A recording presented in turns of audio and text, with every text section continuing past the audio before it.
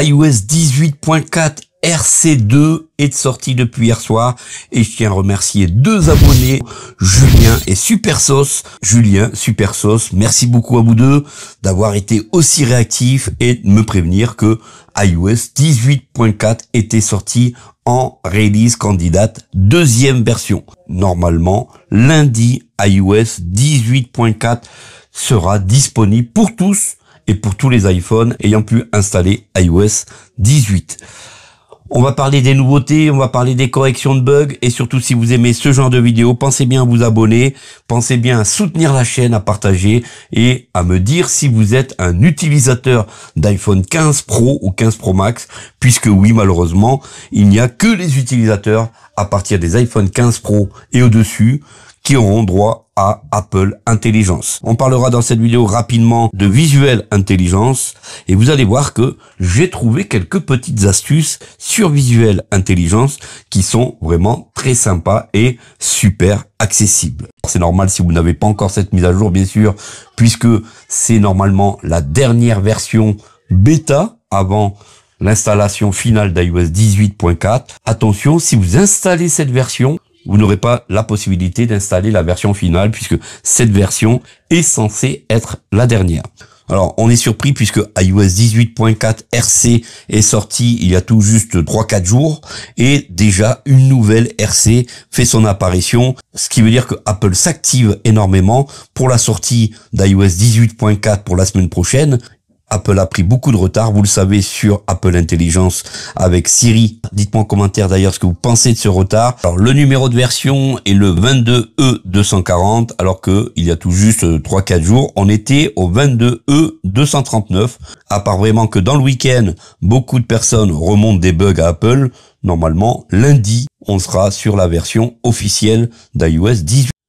Alors, si vous suivez les vidéos sur la chaîne, vous savez que lundi, je vous avais présenté la première release candidate d'iOS 18.4 avec les petites nouveautés, les petits correctifs de bugs. On est déjà sur la RC2, donc la release candidate deuxième version. Vous comprenez bien qu'il n'y aura aucune nouveauté à part que quelques corrections de bugs que Apple n'a pas divulguées. Je vous avais parlé de Visual Intelligence. Et vous savez que les iPhone 15 Pro et 15 Pro Max ont bénéficié par miracle d'Apple Intelligence et de Visual Intelligence. Donc qu'est-ce que Visual Intelligence? C'est la possibilité de scanner, numériser, prendre en photo, avoir des renseignements sur notre environnement et d'avoir des possibilités de ce qui nous entoure, de récupérer des numéros de téléphone, de se diriger sur des pages web. C'est vraiment génial lorsque vous allez pouvoir utiliser Visual Intelligence. Alors comment ça marche? Dans un premier temps, je vous l'avais dit, c'est très accessible à VoiceOver. On peut l'utiliser sans difficulté. Donc on a 3 boutons en bas. Prendre une photo, bouton. Le bouton milieu, prendre une photo. Interroger, bouton. Possibilité d'interroger sur notre environnement, sur un document ou autre. Rechercher, bouton.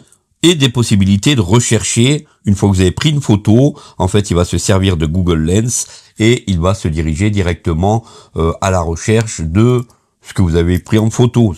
Si c'est une paire de baskets, un vêtement, un smartphone, etc., Google Lens vous renverra tous les liens, toutes les photos, tout ce qui a rapport avec la photo que vous lui avez envoyée. Mais il y a un système de vocalisation, de lecture de documents lorsqu'on va prendre en photo, par exemple, ce genre de document.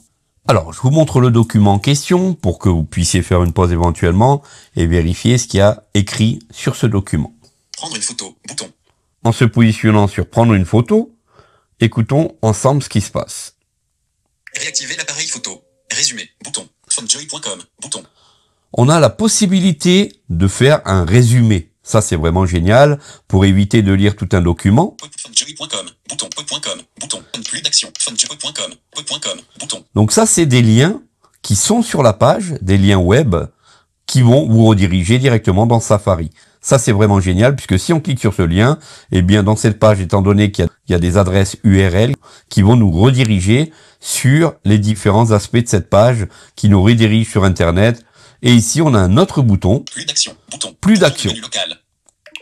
Résumé, bouton. Résumé, bouton. Possibilité donc de résumer cette page. Et dans cette boîte de dialogue qui vient de s'ouvrir, Phonejoy.com, bouton. on a ces fameux deux liens. Prendre une photo, On bouton. va reprendre en photo.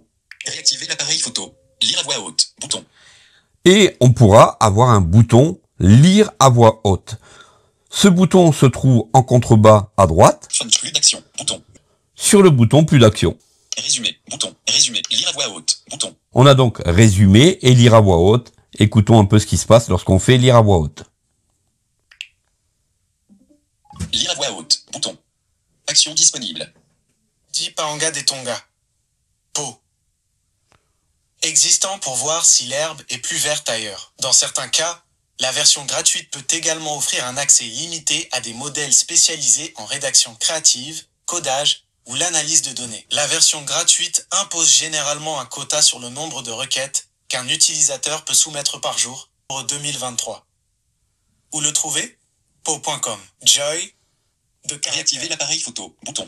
Donc pour arrêter la lecture, on va cliquer sur réactiver l'appareil photo et on revient sur Visual Intelligence. On pourra, si on désire, prendre en photo et aller poser des questions. Prendre une photo. Interroger. Bouton. Interroger. Ici, on va se mettre loin. Interroger. Requête ChatGPT en cours.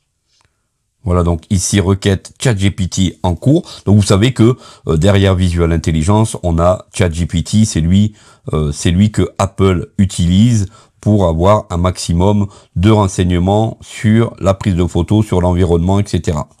Donc regardez ici. Cet article présente le top 10 des outils gratuits à adopter, mettant en avant des solutions d'intelligence artificielle utiles. Parmi eux, Pau est mentionné comme un métabo prometteur permettant un accès rapide à divers assistants IA pour des recherches efficaces en temps réel. Voilà, donc vous voyez, on peut en temps réel maintenant poser des questions avec une zone d'édition qui se trouve en bas de l'iPhone. Demander des détails. Champ de texte. Demander des détails. 2 fois l'écran rapidement. Point d'insertion à la dictée. On va dicter. Où peut-on trouver ce logiciel? Le logiciel Pau peut être trouvé sur le site pau.com, comme indiqué dans l'article. Cette réponse provenait de ChatGPT. Donc si vous prenez en photo un texte et qu'il y a par exemple des numéros de téléphone, des adresses mail, des adresses URL, eh bien grâce à Visual Intelligence, vous allez pouvoir le faire. Ça vraiment, c'est vraiment génial. Dites-moi en commentaire ce que vous pensez de Visual Intelligence et si il vous tarde vraiment de pouvoir tester cette fonctionnalité qui est vraiment géniale. Donc voici la page d'accueil du document. Rechercher. Bouton. Et on va faire rechercher. Rechercher. Recherche avec Google.